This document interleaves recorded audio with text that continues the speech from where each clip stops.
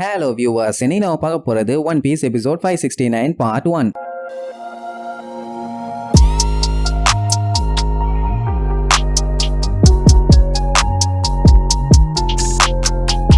Open பண்ணா போன பாட்டுல லூஃபிக்கு எப்படியோ ஜிம்பை ரத்தத்தை கொடுத்து அவனை காப்பாத்திட்டான். அப்புறம் அங்க இருக்க அடிமைகள் எல்லாத்தையுமே புடிச்சு வச்சுட்டு ராயல் ஃபேமிலி டெசிஷன் எடுத்ததுக்கு அப்புறம் தான் நீங்க எல்லாருமே போகணுங்கிற மாதிரி ஜிம்பை சொல்லியிருந்தால அவங்க டெசிஷன் எடுத்துட்டாங்க. என்னடான்னு பார்த்தா எல்லாத்தையுமே ஃப்ரீயா ஓடுறது. சோ சங்கிலி எல்லாத்தையுமே கழட்டி விடுவாங்க. சந்தோஷம் தாங்க முடியல. காலம் பூரா கைதியா இருப்பானு நினைச்சானுங்க. ஆனா ஃப்ரீயா விட்டவன ஃபர்ஸ்ட் ஹோடிய பச்சை பச்சையா திட்டுவானுங்க. அதுக்கப்புறம் நம்ம லூஃபிக்கு தேங்க்ஸ் சொல்லுவானுங்க. ஆனா அதுக்கு அடுத்த செகண்டே நான் கிங் ஆஃப் த பைரட்டா மாற போறேன்னு கத்திட்டு ஓடுவானுங்க. இது லூஃபிக்கு தெரிஞ்சா வாயிலேயே மிதிப்பானே. எதுக்கு இவனுக்கு இந்த வேண்டாத வேலை கொய்யாலையெல்லாம். நிறைய பேர்த்தோட கனவே நியூ வேர்ல்டுக்கு செயில் பண்ணி போறது மட்டும்தான். இனிமேட் எங்களால போக முடியும், நாங்க தப்பிச்சிட்டோம், நாங்க இப்போ ஃப்ரீ பேர்ட் அப்படின்னு கத்திட்டே போவாங்க. இங்க அமைச்சர்களுக்கு லைட்டா பீதி. கண்டிப்பா அந்த ஹோடி புடிச்சு வச்ச ஹியூமன் ஸ்லேவ்ஸ் எல்லாத்தையுமே ரிலீஸ் பண்ணணுமா? கொஞ்சம் யோசிச்சு பாருங்க கிங். ஏன்னா அவனுக்கு ஹோடி மேல இருக்கிற வெறுப்பு கண்டிப்பா ஃபிஷ்மேன்ஸ் மேல திரும்புறதுக்கு நிறைய வாய்ப்பு இருக்கு. இதனால ஃபியூச்சர்ல நமக்கே கூட பஞ்சாயத்து வரலாம்னு சொல்லுவானுங்க. உடனே கிங் கண்ணுகளா அது வேற இது வேற. என்னன்னா இந்த ஐலாண்டு பைரட்ஸ் எல்லாம் புடிச்சு வைக்கிற ஏரியா இல்ல. இங்க இருந்து அவனுக்கு டிராவல் பண்ண வேண்டிய ஏரியா.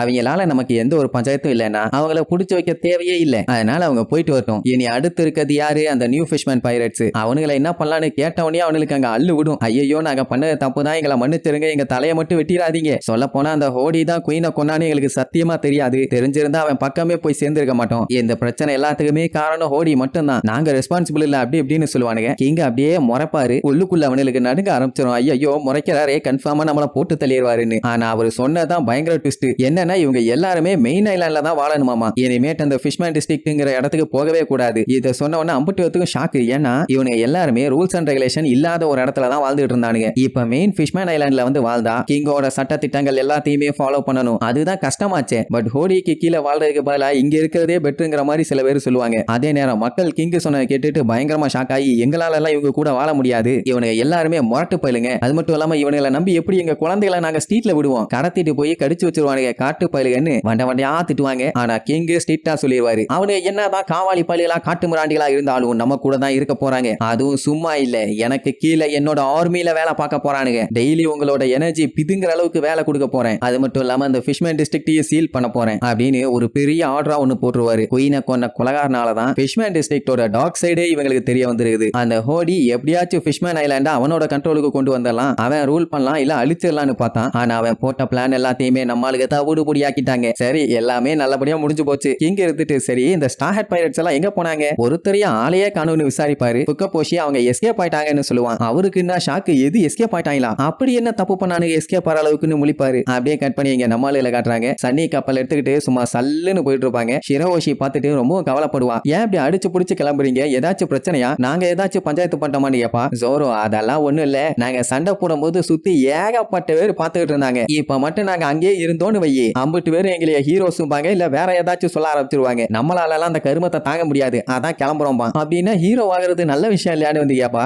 உடனே ஜோரோ ஹீரோனா நல்லவங்கதாமா, ஆனா அப்படி இருந்தா என்ன பண்ணணும், அவங்க கிட்ட இருக்கிற எல்லாத்தையுமே மத்தவங்களுக்கு ஷேர் பண்ணணும். சரக்கு கிடைச்சதுன்னா நான் மட்டும்தான் வச்சு குடிப்பேனே தவிர வேற எவனுக்குமே கொடுக்க மாட்டேன். அப்படி இருக்கும்போது நான் எப்படி ஹீரோ ஆக முடியும், சைல்டிஸும்பா. நமி வண்ட வண்டியா திட்டுவா. ஐயோ அந்த கிறுக்கம் கூட சேர்ந்துகிட்டு இவனும் புலம்பி தள்ளுறானே, ஹீரோனா அது இல்லடா கொய்யாலன்னு திட்டிட்டு இருப்பான். அதே நேரம் இங்க லூஃபி ஜிம்பைய போட்டு படாத பாடுபடுத்திட்டு இருப்பான். பேசாம எங்க குரூல வந்து சேர்ந்து ஜாலியா அட்வென்ச்சர் பண்ணலாம், செம ஃபன்னா இருக்கும் அப்படி இப்படின்னு. உடனே டீம்ல இருக்க மத்தவங்களும் ஆமா ஆமா ஒரு வார்லாடு நம்ம கூட இருந்தா சூப்பர் தானே, ஐ மீன் முன்னாள் வார்லாடு அப்படின்னு எவ்வளவு கூட்டு பாப்பாங்க. ஆனா அவன் என்னால இப்ப ஜாயின் பண்ண முடியாதுன்னு. ஆனா நீங்க கேட்டதுக்கு ரொம்ப ரொம்ப நன்றி. உங்க கூட இருக்கும் போதே தெரியுது டிராவல் பண்ணா எந்த அளவுக்கு ஃபன்னா இருக்கும்னு. ஆனா எனக்கு இன்னும் நிறைய கடமைகள் பாக்கி இருக்குது. அது எல்லாத்தையுமே முடிச்சா மட்டும்தான் என்னால அவங்கள விட்டு ஃப்ரீயா வர முடியும். அதுக்கு என்னோட கடமைகளை நான் பக்காவா முடிக்கணும். ஆனா கண்டிப்பா ஒரு நாள் இல்ல ஒரு நாள் நான் மறுபடியும் உன்னை வந்து பாப்பேன். அந்த டைமுங்கும் போது நீ என்னைய ஏத்துக்கிட்டீங்கன்னா கண்டிப்பா வந்து ஜாயின் பண்ணிடுவேன்பா. உடனே லூஃபி சத்தியம் பண்ணும்பா. சஞ்சி இருந்துகிட்டு அதான் அவனுக்கு ஏதோ முக்கியமான கடமை இருக்குன்னு சொல்றான்ல, அதை முடிச்சுட்டு அவனே வருவான். எதுக்கு அவனை பிரஷர் பண்றான்பா. மத்தவங்க எல்லாத்துக்கும் நல்லாவே புரியுது ஜிம்பையை எப்படியாச்சும் அவன் கூட சேர்த்துக்கணும்னு ரொம்ப ஆர்வமா இருக்கான். ஆனா அவன் தான் கடமை இருக்குன்ட்டானே. அண்ட் மத்தவங்களும் சொல்லிடுவாங்க கண்டிப்பா உனக்காண்டி நாங்க வெயிட் பண்ணுவோம், எங்க கிட்ட எப்படியாச்சும் வந்துருன்னு. இந்த அளவுக்கு அவனை மரியாதை வச்சு கூப்பிட்டவன ரொம்ப ரொம்ப தேங்க்ஸ் அம்மா. சரி ரைட்டு, இதுக்கப்புறம் இங்க என்ன வேலை, நியூ வேர்ல்டுக்கு கிளம்ப வேண்டியதான்னு சொன்ன உடனே சிரகோஷி தேம்பி தேம்பி அழ ஆரம்பிச்சிருவா. இந்த ஐலாண்டை விட்டு போறீங்களா, நான் உங்களுக்கு ஒழுங்கா தேங்க்யூ கூட சொல்லலையே, சொல்ல போனா ஒழுங்கா பேச கூட இல்ல, அதுக்குள்ள போறீங்களே உடனே நம்ம சஞ்சய் அடிச்சு புரண்டு வந்து ஒன்னும் கவலைப்படாதீங்க பிரின்சஸ், நீங்க சொன்னீங்கன்னா மெர்மைடு கேஃபேல ஒரு வாரம் என்ன 2 வாரம் வேணாலும் நாங்க இருப்போம், ஓகேவா?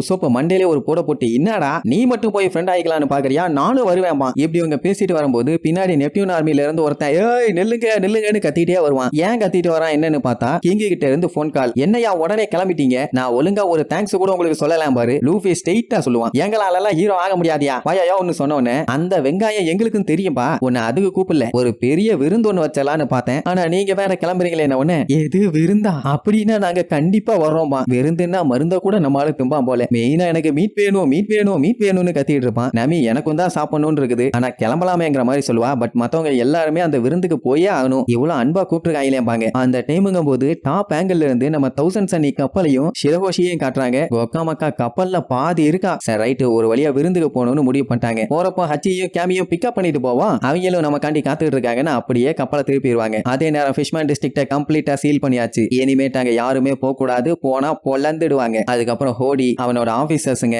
நியூ ஃபிஷ்மேன் பைரட்ஸுங்க வேண்டா டக்கனுங்கன்னு எல்லாத்துக்குமே நல்லபடியா ட்ரீட்மெண்ட் பார்த்து ஜெயில அடைச்சாச்சு. மூஞ்ச பாத்தீங்களா தீஞ்சு காஞ்சி மேஞ்ச மாறல. அதுக்கப்புறம் அந்த கிராக்கன்ட்ட சொல்லி வட்டட்சுமியை இங்க இருந்து எங்கேயாச்சும் கொண்டு போய் தூக்கி போட்டுரு, ஏன்னா அந்த கிறுக்கு பயல இங்க வைக்கிறதுக்கு ஜெயில் இல்ல, அது மட்டும் இல்லாம நீயும் அந்த நாட்டுக்குள்ள வரதுக்கு தடை போடுறோம், இனிமேட்டு வரக்கூடாதுன்னு சொல்லி அடிச்சு பத்தி விட்டுருவானுங்க. அப்படியே கட் பண்ணி கோரல் ஹில்ல காட்டுறாங்க. அங்க ஸ்டார் ஹேட் பைரட்ஸ் விருந்துக்காக ஏகப்பட்ட ஐட்டத்தை கடல்ல இருந்து ரெடி பண்றாங்க. இப்படி ஒவ்வொரு ஊர்லயும் ஒவ்வொரு ஐட்டம், ஒரு ஏரியால பெரிய பெரிய மான்ஸ்டரோட மீட்டுங்க, இன்னும் சில ஏரியால கேண்டீஸ் ஸ்நாக்ஸ் கேக்ஸ், இப்படி எல்லா இடத்துலயும் மாத்தி மாத்தி மாத்தி மாத்தி ஸ்டார் ஹேட் பைரட்ஸ்களுக்காண்டியே வெறித்தனமா ரெடி பண்ணுவாங்க. அப்படியே கட் பண்ணா விருந்துக்கு ஒரு வழியா யூகு பேலஸ்க்கு வந்தாச்சு. அப்புறம் நம்மளால ஒரு பெரிய மீன்ல ஏத்திட்டு அப்படியே உள்ள கூட்டு போவாங்க. இது வரைக்கும் இந்த இடத்துக்கு நம்மளுக்கு வந்ததே இல்ல, அவ்வளவு பெரிய இடம். இந்த பேலஸ்குள்ள எல்லாம் ஹச்சி கேமின்னு யாருமே இது வரைக்கும் வந்தது இல்ல, ஃபர்ஸ்ட் டைம் இந்த இடத்த பாக்குறாங்க. லூஃபி பார்த்துட்டு என்ன ஒரே இருட்டா இருக்குது, நல்லா பொலந்து கட்டலாம்னு சொல்லி தானே கொண்டு வந்தாங்க, லெக்கிஸ் இருக்கணும் பார்த்தா கருகும்னு இருக்குதுன்னு பார்த்துட்டு இருக்கும் போதே கீழ இருந்து இதோ வந்துட்டாங்க நம்ம ஹீரோஸ்னு சொல்லி நெப்டியூனோட ஆர்மியே வேற லெவல்ல கத்திட்டு இருப்பாங்க. அந்த இடம் ஃபுல்லா சோல்ஜர்ஸ் தான். எல்லா நம்ம ஆளுகளுக்கு ரொம்ப ரொம்ப தேங்க்ஸ், உங்க நன்றியை நாங்க கடைசி வரைக்கும் மறக்கவே